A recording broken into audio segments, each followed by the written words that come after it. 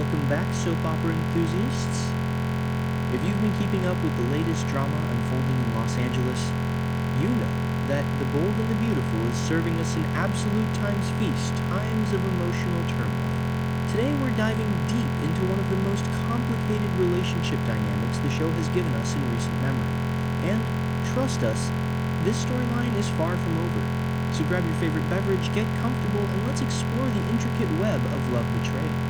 In impossible choices that has left everyone questioning, will Deacon finally break free from his toxic situation, or will he remain trapped in a cycle of emotional destruction? The foundation of a crumbling marriage, understanding Deacon's dilemma. The circumstances surrounding Deacon Sharp's current predicament didn't materialize overnight. Rather, they've built up gradually through months of mounting tension, unspoken frustrations, and a relationship that has fundamentally lost its emotional footing. When Deacon agreed to remain married to Sheila despite the complete evaporation of romantic affection between them, he essentially made a choice that seemed noble on the surface, but hollow at its core. The love that once defined their union has completely vanished, replaced by obligation, guilt, and a misguided sense of responsibility. What truly shattered Deacon's trust, however, was something far more devastating than a simple disagreement or a moment of weakness. Sheila's elaborate deception regarding Luna, her bold-faced lie about their daughter miraculously returning from the dead, crossed a line that cannot easily be uncrossed. This wasn't a minor transgression born from a momentary lapse in judgment. It was a calculated manipulation designed to keep Deacon tethered to her through false hope and emotional manipulation. When the truth finally came to light, it didn't just wound Deacon, it fundamentally altered his perception of who Sheila truly is. The foundation of trust that any healthy relationship requires had crumbled entirely, leaving behind only fragments of what once existed. The therapeutic connection, how professional help, became personal, facing the suffocating reality of his deteriorating marriage. Deacon made what initially appeared to be a purely practical decision. He sought professional counseling. His intentions were straightforward enough to navigate the mental and emotional turbulence of his impossible situation with the guidance of someone trained to help. However, what began as a clinical therapeutic relationship gradually transformed into something far more complex and emotionally charged. Enter Taylor Hayes, the world-renowned psychiatrist whose keen insight and genuine compassion have become a source of solace for Deacon.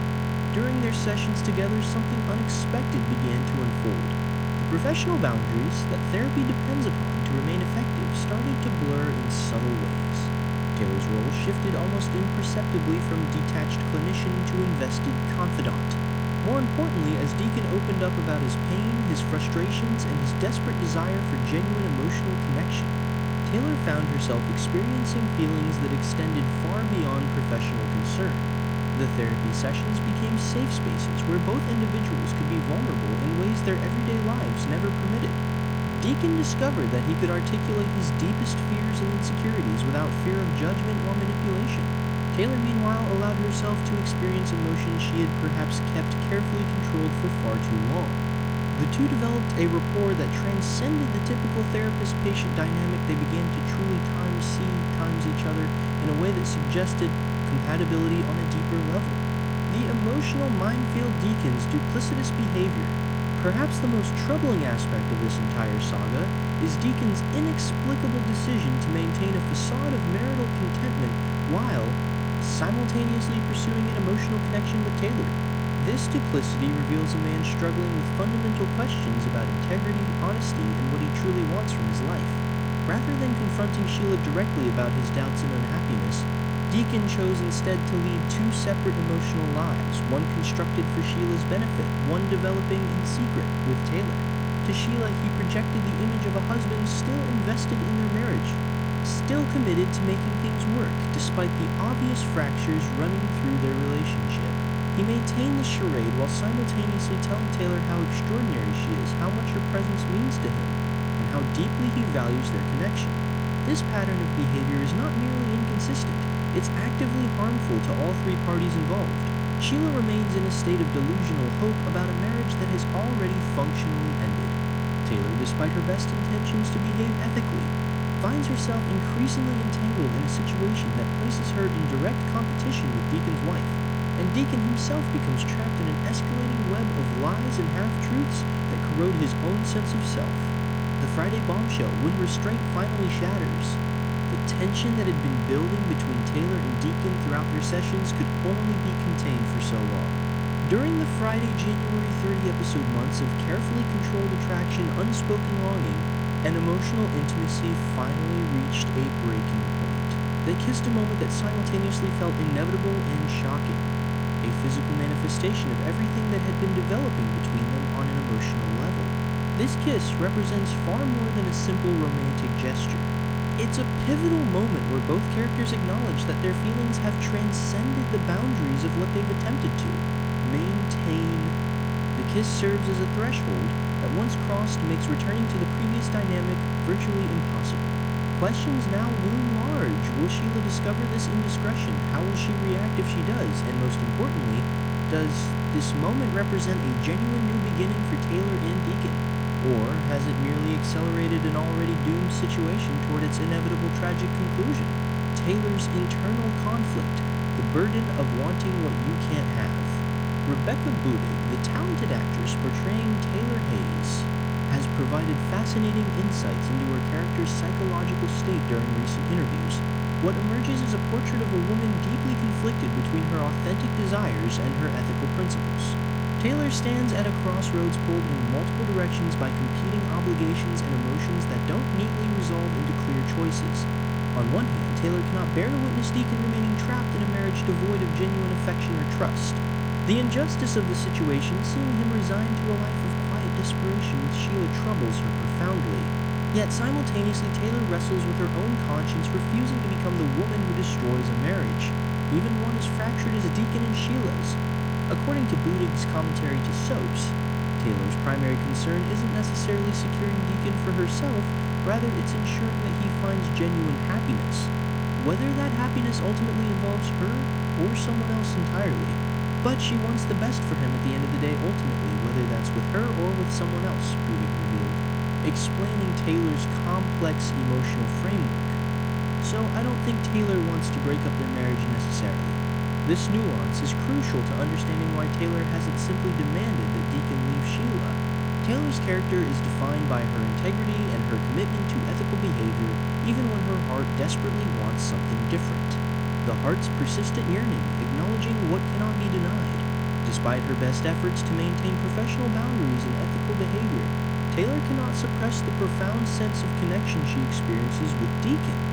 When Budig told Soaps, the heart wants what it wants, she was articulating a fundamental human truth that transcends soap opera drama. Sometimes emotional bonds develop in defiance of circumstances, timing, and even our own best judgment. What makes Taylor's feelings for Deacon particularly poignant is the quality of genuine companionship she experiences in his presence. For perhaps the first time in recent memory, Taylor feels truly times seen and heard times by another person. This isn't superficial attraction or infatuation, it's rooted in authentic understanding and mutual vulnerability. She and Deacon communicate with a level of honesty and openness that he and Sheila simply cannot achieve. They've moved beyond the performative aspects of relationship and touched something real.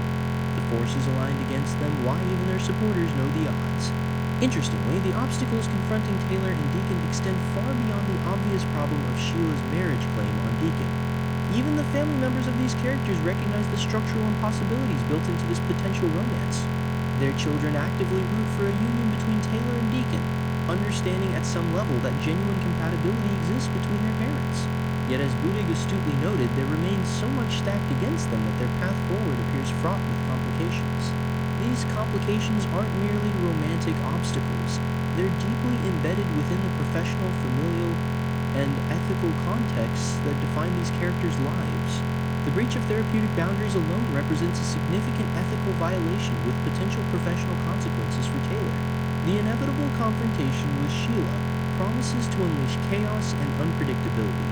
The judgment of their broader social circles will complicate their ability to move forward openly. Layer upon these factors the simple reality that neither Taylor nor Deacon can entirely escape their respective histories, and the challenge of building something genuine amid such turbulence becomes almost incomprehensible. The dangerous unknown: what happens when Sheila discovers the truth? Perhaps the most ominous element of this entire situation is the specter of Sheila's potential reaction should she discover Taylor and Deacon's betrayal. Sheila's character, while complex and sometimes sympathetic, has repeatedly demonstrated a capacity for extreme reactions when she feels personally wronged or abandoned.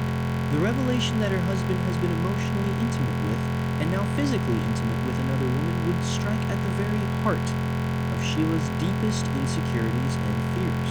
Sheila's response could range from orchestrated psychological warfare designed to separate Taylor from Deacon permanently, to dramatic confrontations that expose the entire situation to public scrutiny. Given Sheila's history, more sinister possibilities shouldn't be entirely discounted. Rumors have circulated throughout the fan base suggesting that Taylor might face genuine physical danger from Sheila, with some speculating that actress Budig could potentially depart the bold and the beautiful as a result of this storyline reaching its climax. Whether these rumors hold truth or represent fan speculation remains unclear, but they certainly highlight the gravity with which viewers regard this situation. The fundamental questions we cannot ignore.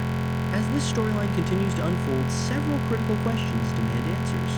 Will Deacon finally find the courage to make a clean break from Sheila and commit fully to a relationship with Taylor? Can their connection survive the inevitable firestorm that will erupt once Sheila learns the truth?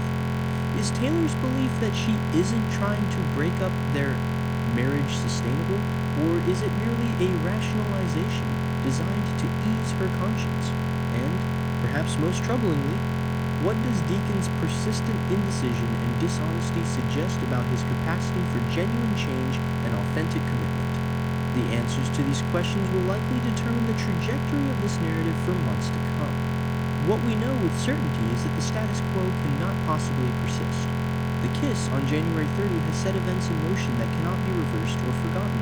Taylor, Deacon, and Sheila have all crossed thresholds from which there is no returning to the comfortable illusions that previously sustained their situation. Conclusion: the inevitable reckoning approaches. The Bold and the Beautiful has crafted a love triangle that speaks to universal human experiences, the desire for genuine connection, the struggle between ethics and emotion, and the difficulty of making choices that honor both our hearts and our principles. Deacon's journey from complacent acceptance of his marriage to active pursuit of something genuinely fulfilling mirrors the experiences of countless individuals who face similar crossroads in their own lives. Whether this story concludes with Taylor and Deacon building something lasting together, with one or both characters exiting the show entirely, or with some entirely unexpected twist, remains to be seen.